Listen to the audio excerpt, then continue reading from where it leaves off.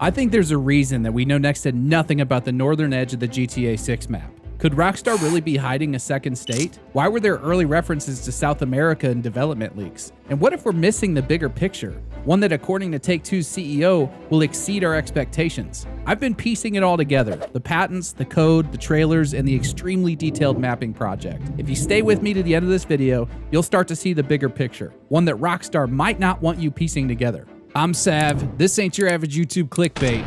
Let's go down the rabbit hole. If you haven't already seen the GTA 6 map project, you should definitely check it out. It's a massive effort by the community to stitch together every leaked coordinate, screenshot, and UI overlay into a single comprehensive world map for GTA 6. But for those of you that have seen it, you likely know by now that we have very little information about the northern edge of the map. Some say that the map will be one big island, others think it could connect to a larger landmass. But it can't be both, and yet there's evidence to support both theories. Yes, Rockstar has set a precedent for using islands: GTA 3, San Andreas, Vice City, GTA 4, and most recently GTA 5. But they've also built connected landmasses before. Red Dead Redemption wasn't an island, and they still managed to gate off regions effectively when and how they needed to. It is entirely possible that we could be looking at the groundwork for a larger, more connected GTA experience with the first ever mainland map. This does two things. It gives the player a new experience, but it also allows Rockstar to expand the map into the future, something that players begged for in GTA 5, and according to Bloomberg, was the original plan for GTA 6, but more on that in a moment. But with GTA 6 being so far ahead of everything else for at least the next 5 to 10 years, and that games as a service model becoming more and more popular among developers, it starts to make sense that this very idea could be a reality in 2026 and beyond. People have been speculating for years that Rockstar would one day create a large mainland map that would incorporate the larger cities from its past and leave the door open for fresh expansions into uncharted territory. And when you look at the patent work related to multiplayer lobbies, it becomes even more possible. Rockstar is no longer restrained by lobby limits and rendering the entire map all at once for 32 players. Things have been subdivided and rendered independently, which means in theory, it would be possible to create a map that you could add to in regular DLC updates. And this theoretical expansion is evidenced further by the existence of two license plates spotted in the screenshots released during the most recent delay announcement. The state on the plate being labeled not as Leonida, but Gloriana, a supposed take on the state of Georgia, which for those of you who are geographically challenged or live in another country, is the state directly north of Florida. Think about it. If the GTA 6 map really is just the island of Leonida, how would cars come and go from another state? They wouldn't. You would need at the very least another landmass connected by a bridge of some sort, or you would need the map to be a part of a larger landmass. And I don't think that Rockstar is trying to hide the possibility of this. If they were, they would have scraped all evidence of Gloriana from the trailers and screenshots. Yet we have two screenshots with extremely clear views of the Gloriana license plate, almost as if Rockstar is teasing us. And if Rockstar is willing to plant hints like that in plain sight, what else are they hiding offshore? But before you really begin to understand what Rockstar might be doing offshore, we need to go back for a second. Back before we were talking about Gloriana or even Leonida. The earliest whispers around GTA 6 pointed to something much bigger, something called Project Americas. And if you've been following this game's development cycle since the leak started, you've definitely heard that phrase before. The basic idea is that GTA 6 wouldn't just take place in Vice City or southern Florida. It would span large regions of North and South America, a world tied together by drug smuggling routes, cartel politics, and cross-border criminal empires. And this wasn't just a fan fiction post on Reddit. Bloomberg actually confirmed as much back in July of 2022, saying, and I quote, "Rockstar wanted to include large portions of North and South America, but had to be reeled in. The original plans for the title, which is codenamed Project Americas, were for it to be bigger than any Grand Theft Auto game to date.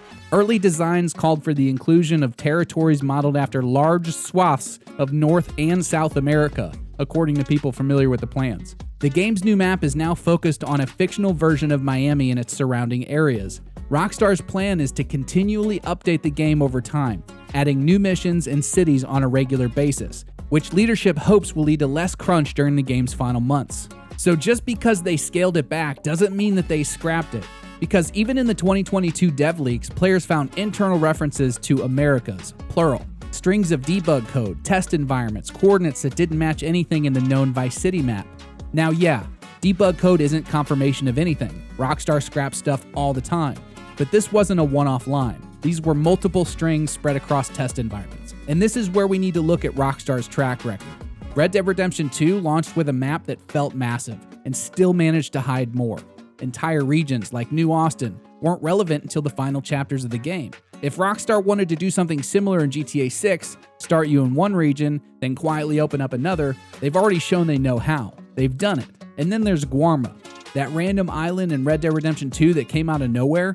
One story mission and you're suddenly shipwrecked in the tropics. New wildlife, new enemies, new atmosphere. It looked, felt, and played like a completely separate world. Because it was. If Rockstar built Guarma as a proof of concept, a testbed for how to load isolated regions without breaking immersion, then it makes perfect sense that something like that could show up in GTA 6. Maybe it's a Caribbean island. Maybe a chunk of South America. Maybe it's not on the map at all, until the story takes you there. But there's a reason Strauss-Zelnick said that GTA 6 will exceed your expectations. Who knows how or where that's going to manifest? There's very good evidence to support that Leonida may just be a small part of a much bigger plan. And speaking of tropical islands, if Rockstar was willing to build out Guarma in Red Dead Redemption 2, what's stopping them from doing something like that again? Only this time, instead of an 18th century revolution in the jungle, you're smuggling contraband over open water. Instead of cannon fire and sugar fields, it's jet skis, cartel airstrips, and Coast Guard chases. And instead of Guarma, it's something that looks a lot like the Bahamas. Cayo Perico already proved that Rockstar can load a separate island on demand and keep it gated behind specific content. And the distance makes it possible. In real life, the Bahamas sit just 50 miles off the coast of Miami. In GTA terms, that's nothing. You could fly it in under a minute, maybe even less in a faster plane, and that's what makes it perfect. It's far enough to feel disconnected, but close enough to make sense. You don't need a second map, you just need an island, one that feels different, unreachable, or dangerous, the kind of place that isn't shown on the map until the story wants you to go there. And the cultural connection is already there. The Bahamas aren't some disconnected idea. They're part of Florida's real-life DNA. If Rockstar is building out a fictional state inspired by Florida, it makes sense that they'd borrow from the cultures that helped shape it. So a Bahamian-inspired island doesn't just work, it fits naturally.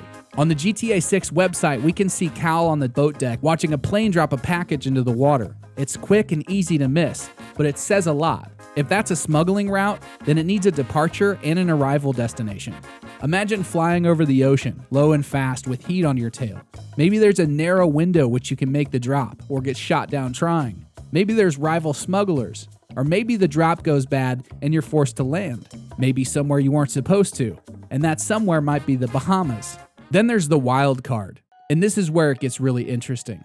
Some of the early whispers and Reddit sleuthing suggests that Rockstar might be playing with the Bermuda Triangle mythology. And honestly, it fits perfectly.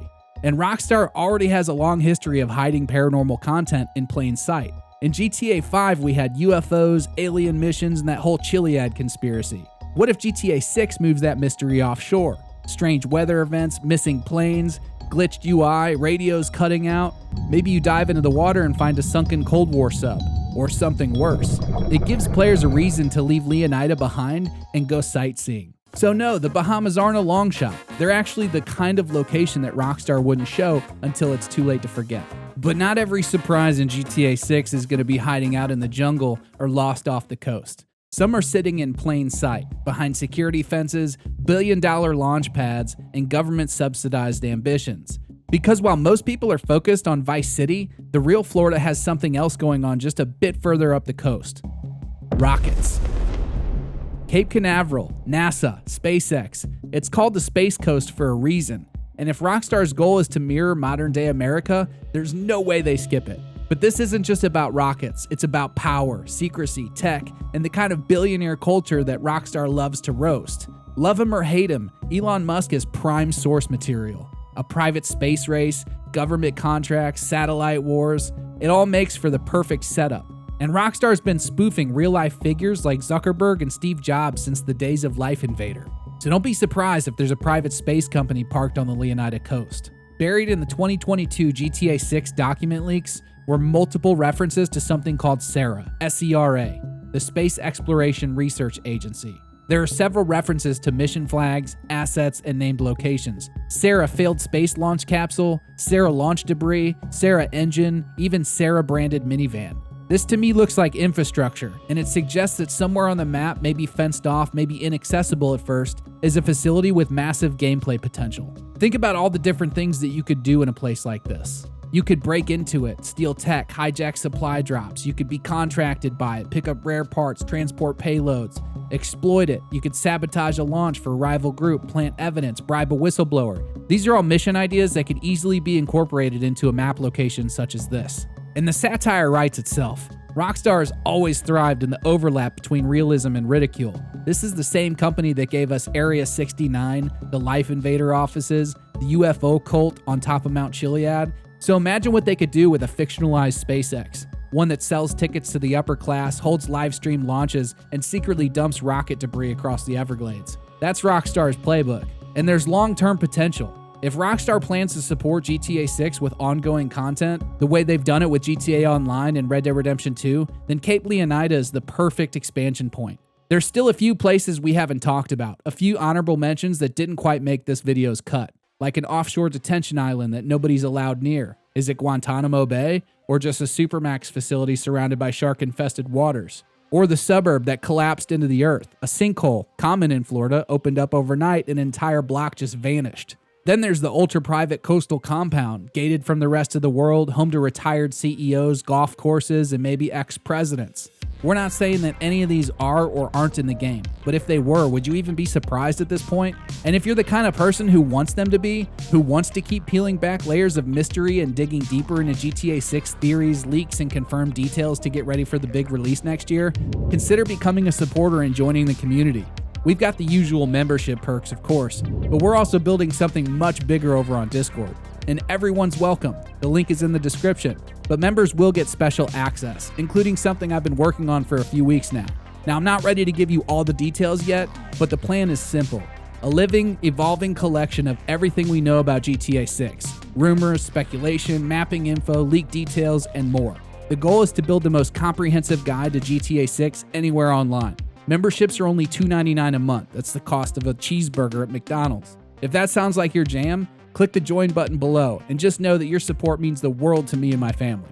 All right, back to it. Okay, so we've been talking about what's on the map, but what if the most surprising location in GTA 6 isn't on the map at all? In GTA 5, Rockstar gave us tunnel systems, storm drains, hidden entrances, even heists staged entirely beneath a city. But in GTA 6, they may be taking that verticality to another level.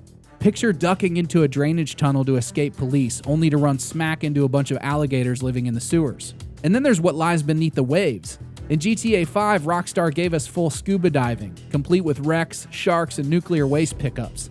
The system's already been built, they just have to expand on it. Even in one of the screenshots, we can clearly see some scuba divers. So what about the possibility of a submerged research lab? No map marker, no mission icon, just something out there, waiting for discovery. GTA 5 already gave us glimpses, from the Sandy Shores bunker to the hidden Mount Chiliad lab. Maybe it was abandoned for a reason. Picture flickering floodlights, unpowered corridors, a sealed door that was meant to stay shut.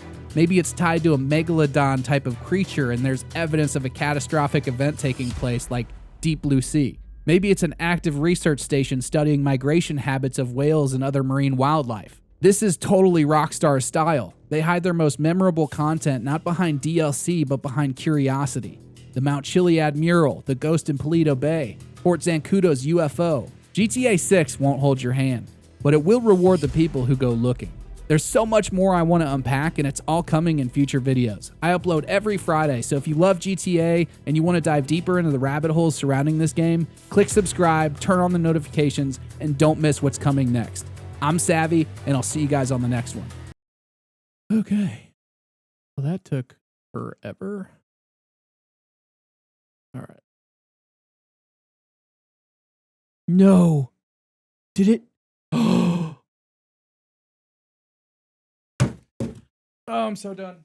I'm done.